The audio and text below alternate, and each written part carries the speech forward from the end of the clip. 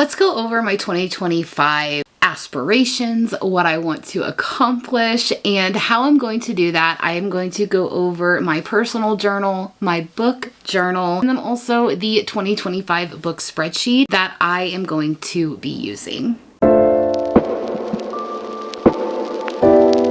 Hello everyone, welcome back to my channel. I know this is a different angle. We are going to be going over all of the good things for 2025 that are going to help me accomplish my goals. So first off, just make sure that you always check my description box for all of my links to my socials, Bingo Books account, Patreon, my Amazon wish list, my Bookish Box ambassador website where you get 10% off the entire website. Also my Fable link as well if you want to join our monthly book club over there and come talk books with us. And then also any channels or things that I mention in this video will be linked down below. I'm going to be going over the spreadsheet that I'm going to be using that covers with Cassidy had created, and then also where I got my journals and so many more things. So my description box will always be filled with so many good things. Always check that out. So first, let's go over my spreadsheet that I am going to be using, and this is made by Covers with Cassidy. I am going to link her video down below that goes over in depth all the different types of spreadsheets that she has created, how you can acquire one for yourself, and so much more. But I have kind of structured mine a little bit to my taste. Like I have hidden some columns that you will see on her video that I do not have, and so many more things. I've already been using it. I have already created my entire library on here, which took quite a while, but I'm pretty excited for it. So let's just go ahead and show you what I'm working with. So I have I don't want to say that it's the structured rating system that she usually has, but it is like the non-weighted spreadsheet, I believe, is what I chose to do because I am kind of on the same wave with her when she was describing it, that whenever we are doing our star rating system, I don't want to be as critical. I want to talk about the enjoyment I had, how much I loved the book, how much I want to go on with the book. So that's why I did the non-weighted rating system. So let me just show you. So here we have the first page of the spreadsheet. And of course you can see up here where there are these arrows, I have hidden some columns, that things I don't need to track, really things that I don't keep up with. And so always hide the columns or the sheets that you aren't going to use. Don't ever delete them, because like she says in the video, it will mess with kind of the functions and the different formulas that she has put throughout this whole thing. So right here, I'm going to be tracking the books, and it's by book, author, the month that I read it in, genre, and of course she goes in depth on how you can add or remove things that maybe you don't read in these. You have age demographic, is it middle grade, young adult, new adult, adult, or you can also, you know, add your own. Like I said, make sure you watch her video because she explains all of this for you. Pages read, average length, like small, medium, large, or chunky. And then publication year, is it a backlist book last year or a new release? You have the publisher, the format read, which I really like to keep track of that. Like, did I listen to it on audiobook? Did I have an ebook of it, a physical, or did I use mixed media? Where a lot of times I will listen to the audiobook or pick up the physical book later on. It just depends on the situation that I'm in. So I really like what she did with this. How did I acquire it? Was it an ARC that I received? Did I listen to it on Audible, read it on KU, get it from my library? Did I get it from NetGalley? Did I own it already in my library, or did I get it off Everand? You can also add different things in here. Like I'm going to be adding in book boxes like Fairy Loot, Illumicrate, Moonlight Book Box, etc. Because I want to know, am I reading those subscription books or am I not? And then we also have the star rating. So this one is the non-weighted one. So I'm not going to be like critiquing it on, you know, different levels, like on world building, character development, development, things like that. It is going to be strictly on, did I like it? Did I not like it? Did I have a good time? So 1 to 5 stars. Then you have, is it a series or a standalone? I like tracking this because I want to see, am I continuing series or am I consuming just standalones? Like, what is my taste by the end of the year? Series placement. So this is going to be like, did I start a series? Did I read the sequel? Or did I finish the series? Which I am pretty excited to track on that. You also can track, if you want to, DNF series. I did quite a bit of that in 2024. I went back through my list and got rid of a lot of series that I don't plan on continuing, books that I'm just not interested in. And then also, am I caught up? So is it a series that isn't quite finished, but I am caught up currently? And then is it a new author to me? I like to track that because I want to know, am I consuming newer authors or am I reading from the same ones? Kind of where I'm at with that. I can put in here, did I read it for a book club? So I have my Patreon book club, and then I also have my Fable book club, but then I also participate in a lot of different things throughout the year, like readathons. I do like the Our Fantasy Bingo readathon. I do quite a few throughout the year, so it'll be nice to know if I'm actually reading for those readathons or not. And then here at the very end, I can put notes. You know, I can put on there what the tropes were, setting, character names, different things that maybe I want to remember for whenever I do my wrap-ups, because you guys know I am terrible when it comes to remembering names, remembering things in books, even if I loved them. The notes section is going to be pretty nice for me. Then we also have the monthly stats. So this is where it's going to be autofill from what you put on that first spreadsheet. So you don't have to do anything with this, but then you can kind of look and see how many books you read, pages read, average pages per day, average page count, the most read genre, books with representation, which I'm not really keeping track of that. And the only reason why is because I don't seek out specific books like that have disability rep or OCD rep or things like that. I read for the fun of it. Authors read from before, books hauled, and then my breakdown of star ratings on here. And then also you can go to publication breakdown, the breakdown of how I read my books, like audiobooks, etc. Series, am I caught up? Did I complete any series? Age demographic, acquired genre, and then it just goes from there. So that will just be auto-populated regardless. So that's going to be pretty neat. Just like the quarterly stats will automatically be populated in here, so you don't have to worry about doing anything with this. It'll just populate as you fill things out. Yearly stats, this is where you're going to get all those beautiful graphs and things that show you different like series starters or books that you read towards DNFing. You have how many genres you've read, genre with the most 5 stars. So I mean, there's going to be just so many different graphs and charts and breakdowns in here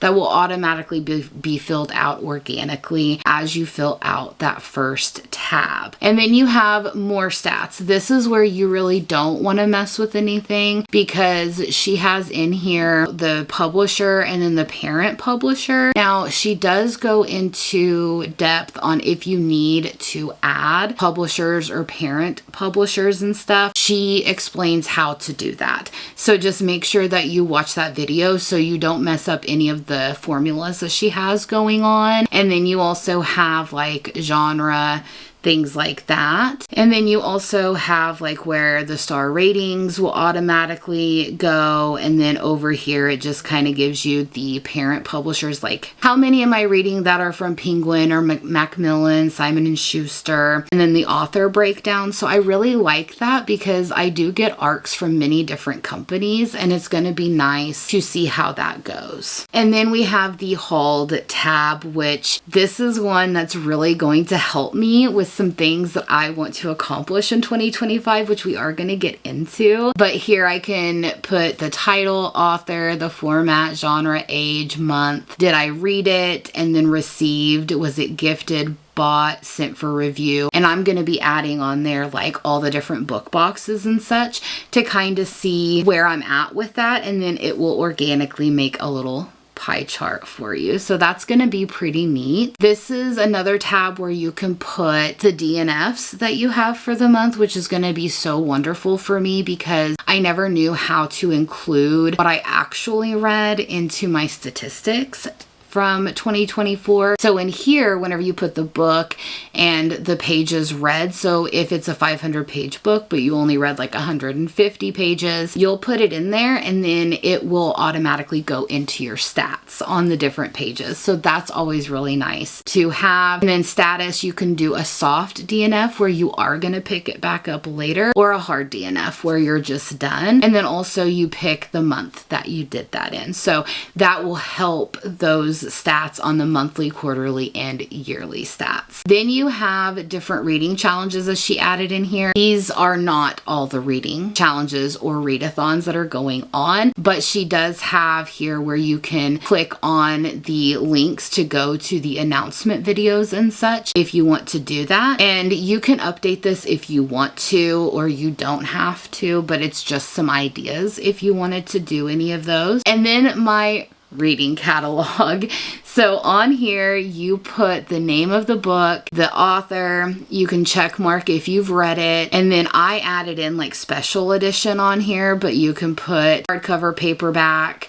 You can even keep track of your ebooks and your audiobooks if you want to. I added in mass market paperback as well because I own quite a few of those. The numbers here will be the numbers in the series. So you put a 0 if it's a standalone, 1 if it's the first book, 2, 3, etc. And then you can put what genre it is. I added in quite a few genres that I definitely will be using. So you can click here. And then also over here, if you have read it, you can put your star rating, which is wonderful because if I scroll all the way to the top, over here, she has actually made it to where you can see like your owned books. Like I own 875 books, but I've only read 320 of them. So I have 555 unread books, which is ridiculous. It gives you a breakdown of all the books that you have read, how many you have of each star rating. It also gives you a breakdown of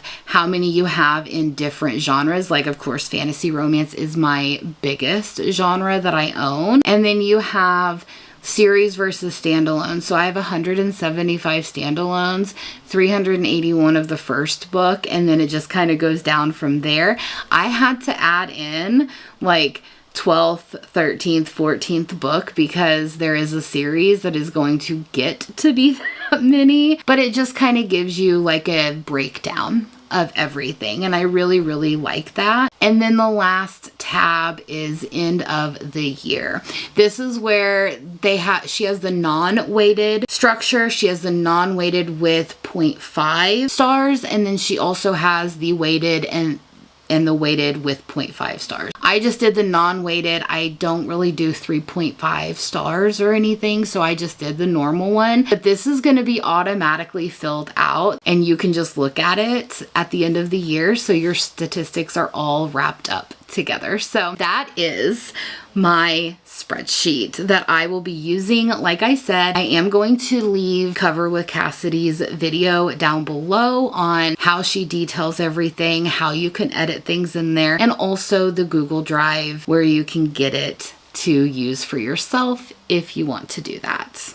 Okay, so let's get into the things that I want to achieve or change in 2025. First and foremost, I know that I'm never going to read my entire physical TBR, but my first goal is to cut down on how many books I have unread on my physical TBR, where that is organically reading through them, or if it is not acquiring as many, unhauling more books, just kind of going through that throughout the year. The second thing that I want to do is make sure that I cut out a lot more book boxes than I already have, because I'm getting so many books throughout the month that I'm not finding enjoyment in. I'm not wanting to keep them. So I've already canceled quite a few, but I still have a ways to go on which ones I want to keep.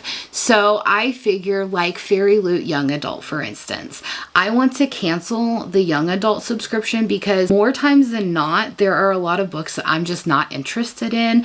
And all the money that I've saved up, I can just buy it secondhand or, off of the market whenever they make it, a $100 book instead of a $40 book like it normally would be. All those months that I saved, I can at least purchase it, from a secondhand person. And then also the other thing that I want to do is be more mindful of what books I'm buying. All of the pre-orders that I have out, like, just because they're pretty editions doesn't mean I need to own them. I need to really research on what the book is about, read a synopsis. If the book is already indie published, maybe read it on KU or something to see if I even want to pre-order that, because as much as I love having a huge library, I don't read as many of my physical books that I normally would. So I really want to cut down on those.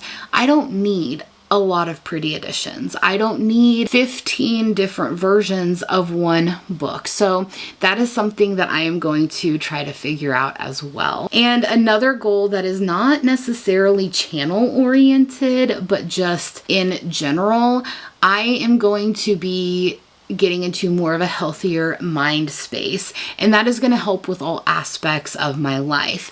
That is eating healthier, working out consistently, which I kind of have slacked off the past couple months, but I used to get up every morning at like 5 a.m., do a good workout, and then head to work. I'm going to get back into that routine, and that is going to help me not just in my work aspect, but also in my reading and at home lifestyle, because then I'm not going to have moments where I'm going to impulsively want to buy a lot of books. I'm also not going to be in the mindset of, I don't want to read today, I feel cruddy. I'm actually going to be in a healthier mind space. So those are all the things that I want to accomplish this year. And I think the spreadsheet that I have and the journals that I have are going to help me get there. But I also want to kind of reform my channel. I want to do more reading vlogs. I want to do where I'm not posting on an actual schedule.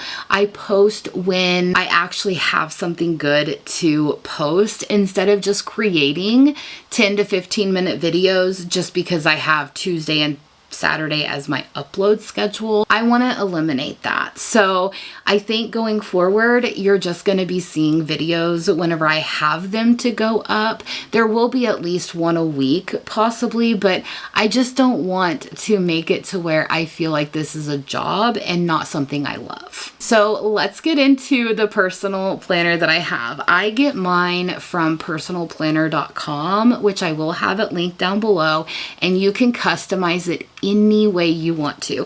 So I created my cover. It says Jen 2025. It has books and coffee. And then on the back, I put one that says Star Bright on there.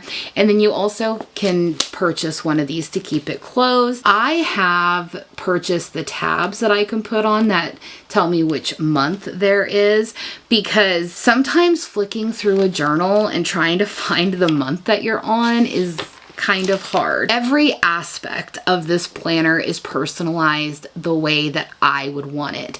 You can personalize it to the banner, to the colors, to what is on there that is for you. Just to show you, like a week on here, I have my nighttime top.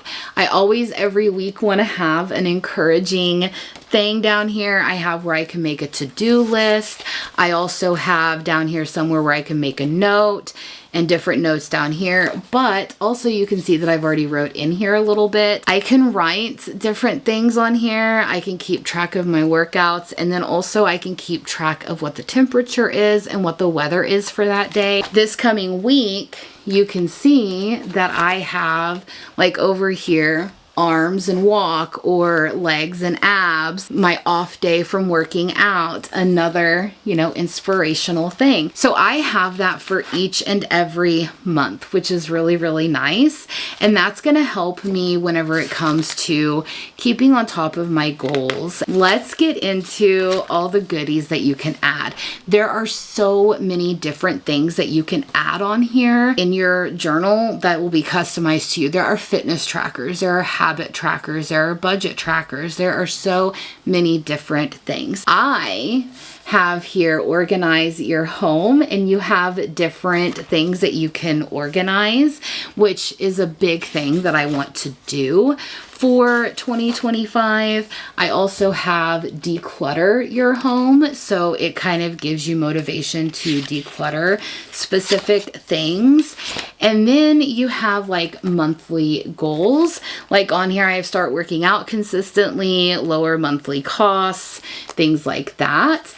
And I have one for every single month. I also have traveled the world. I have 4 pages. So whenever the husband and I decide to go to North Carolina or do any other trips, we can put the trip to and the date, and it gives you a packing list. It gives you a to do before, to do after, and then reminder notes down here. So I added in those that would help us out. We're not taking 4 trips in the year, but it just makes it nice, you know, to have that.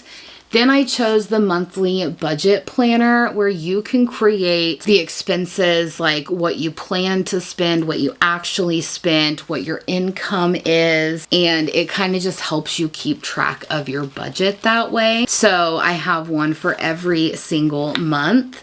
And then I also have where I can put telephones, numbers, and addresses in here because I really need to keep track of that. I also added in where you can do save a little or save a lot. And these are weekly prices, and you will mark them off as you put that back each week.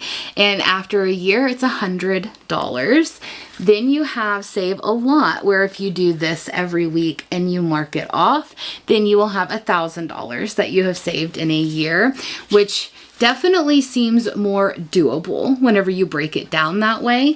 Then you have it to where make a list. So that's always really good. And then lastly, I have meal planners. So that is my personal planner, and I'm pretty excited.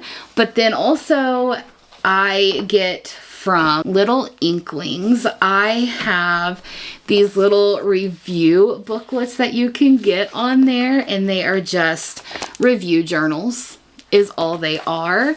But the best thing is they have the best planners for keeping track of your books. I've already filled out a lot of this, so you're going to see where I have filled out a lot, but you have like important info. You can break down what your star ratings mean to you, books that you're looking forward to. You can make little notes over here. You can put little goals over here and write those in. You have dates to remember, so it is the whole year. So I already have some of my most anticipated reads each month written down and the day. You have reading checklists, which I have already finished a book this year. So I put down the name and the star rating. It can hold up to, I think, like 120 books.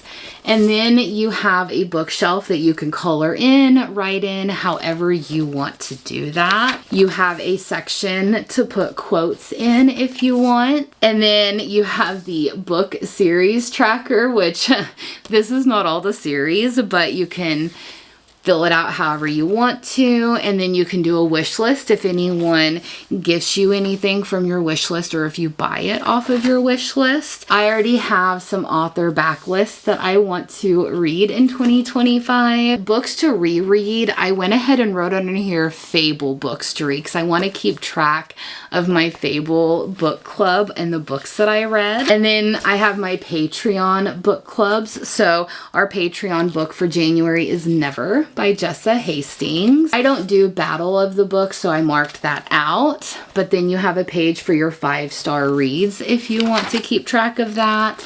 They have a reading challenge, an A to Z reading challenge that you can fill out. You have a fully booked reading challenge, the fully booked reading challenge that's all over here.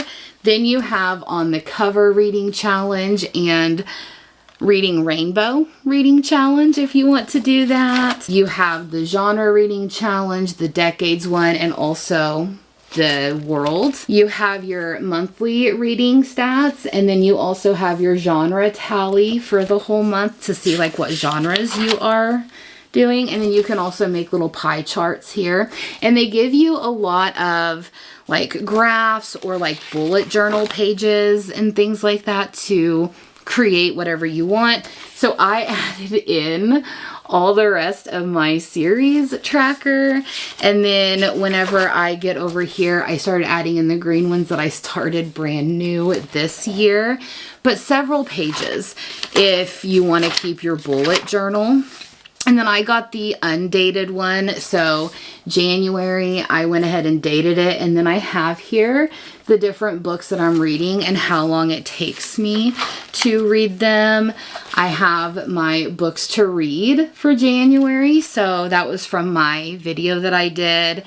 You have a new release page that you can fill out. And then you also have where you can do bookish haul. And then you also have your reading wrap up for the whole month. And then just some more pages to put whatever you want on there. And then it goes to the next month. And then you just have every month is structured the same way.